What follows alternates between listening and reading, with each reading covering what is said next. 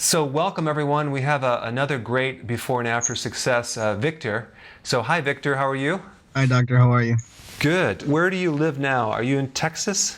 I'm in Los Angeles, California. Okay, great. So Vic, I wanted to talk to you a little bit about where you were before and what your weight was and what was going on, and then how you transitioned over, because you lost a good amount of weight. The pictures were amazing. Can you tell me when it all started? Yeah. So essentially, um, July of last year, I was diagnosed with type 2 diabetes, um, chronic sleep apnea, high blood pressure, high cholesterol, high triglycerides, the whole deal. And I realized at that point that I had to make a change, but I really wasn't ready per se. Right.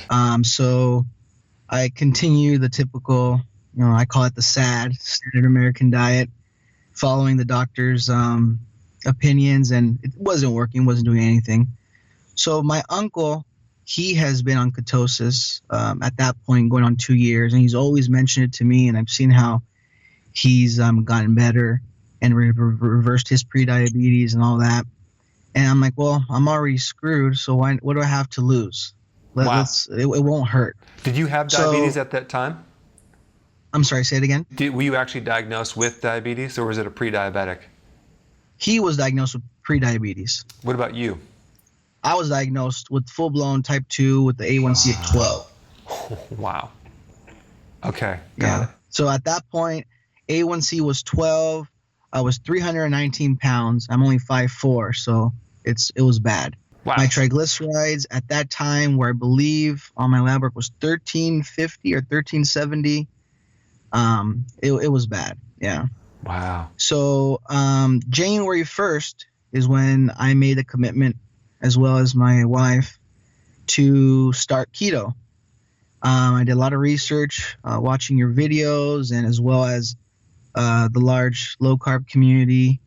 And I wanted to do it by the book, strict. So 20 grams total per day, protein as a goal, and then fat to satiety. Don't go overboard, but as long as I'm satisfied. All natural, all organic. I switched from grain-fed to grass-fed beef and butter, pasture-raised eggs, no artificial sweeteners. Right now we use stevia for our sweetener in our coffee. So we just made a huge change. Since then, so we're now July, I weigh myself every Sunday. I'm 192 pounds. My last month, my doctor advised me that my diabetes has been reversed. I have an A1C of 5.2, I believe, or 5.4, one of those two. My triglycerides went from 1375 to a little over 100. That's normal. Everything has just improved. All my markers have improved. Cholesterol is level. It's normal. Wow. A dramatic change. That's basically a miracle, because in that period of time, that's like, we're only talking 6 months. Yeah. You lost more than 100 pounds in 6 months.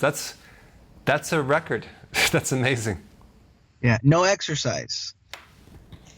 Well done. How do you Thank feel? you. Do you feel more energetic? I'm 28, turning 29 this year, and I've always, even being so young, I've always felt sluggish. Obviously, with all that weight, I would never get a good quality sleep. My wife would have to wake me up because she was afraid, because I would stop breathing and I'd be, gasping for air.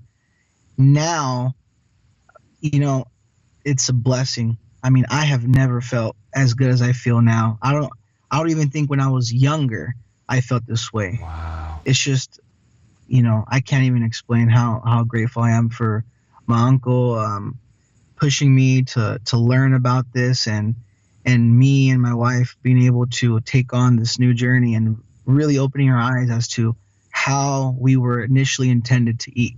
Right. Yeah, you're kind of like me. You kind of waited to the last minute, didn't you? Exactly. What was your justifier? Did you just say, "Well, I'm young. I'll do it when I get older.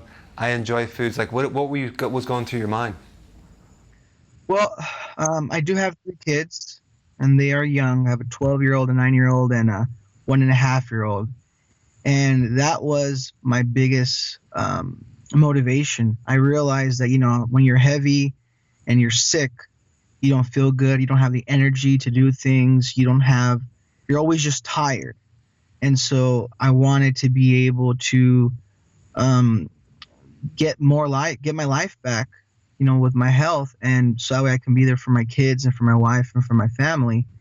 And I had to make a change. And I think, luckily, going to the doctor when I did and learning that I had all these issues, and my wife and my kids were there listening to all this from my doctor at the time, is what really made me think, like, man, if I don't change, I might not be here longer. And the doctor even said, the only reason why you're still okay is because of your age. You're a ticking time bomb.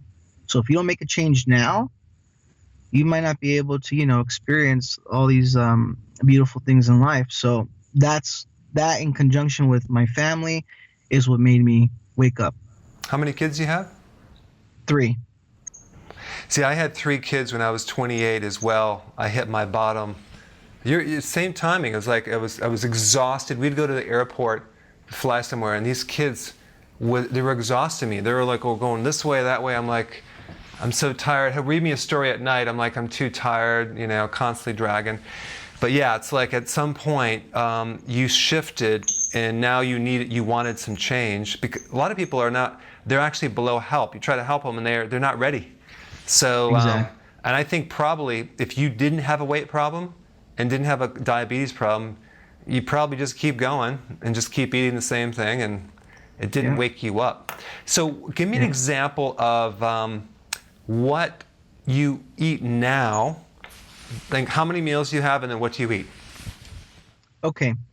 So when I started keto back in January, I started with 3 meals plus snacking, which now I'm nowhere near that. Now I only have my coffee in the morning with heavy cream, add a little bit of collagen, protein, grass-fed collagen in there, because I do have, with the excess weight loss, loose skin, and so I'm trying to tighten that up. And a little bit of butter, and that gets me going from 5 in the morning when I start work until I get home around 2 o'clock, and I have my main meal. I have a fatty cut of meat with some low-carb vegetables sautéed in some good quality olive oil or grass-fed butter, and I'm done. So technically one real meal. And I combine that with intermittent fasting.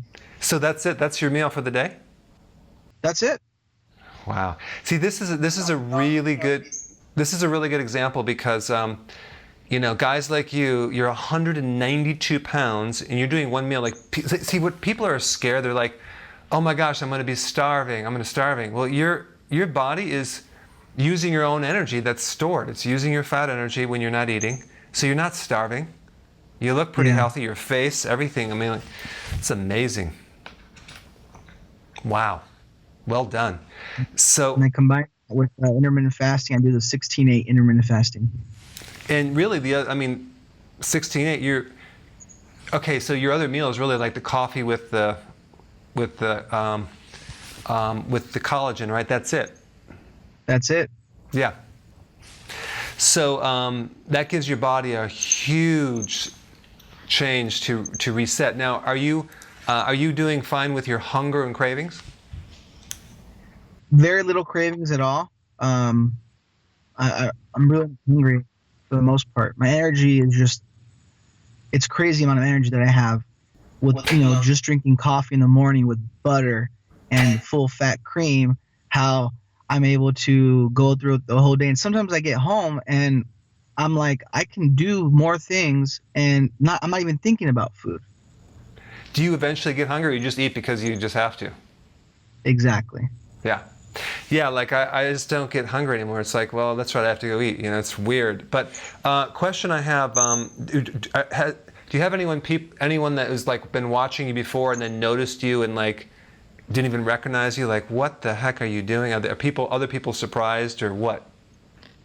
It's really amazing. My family, my coworkers at work, um, they can't believe, in such a short amount of time, I'm totally a different person. Um, it's scary when I look at those pictures. I didn't realize at that time how bad and how unhealthy I looked. And when I look at myself now, I'm a new person. And everyone asks me, they can't believe they see me eating the stuff that I eat, and they're like, "Oh, that's so unhealthy. You're gonna clog your arteries."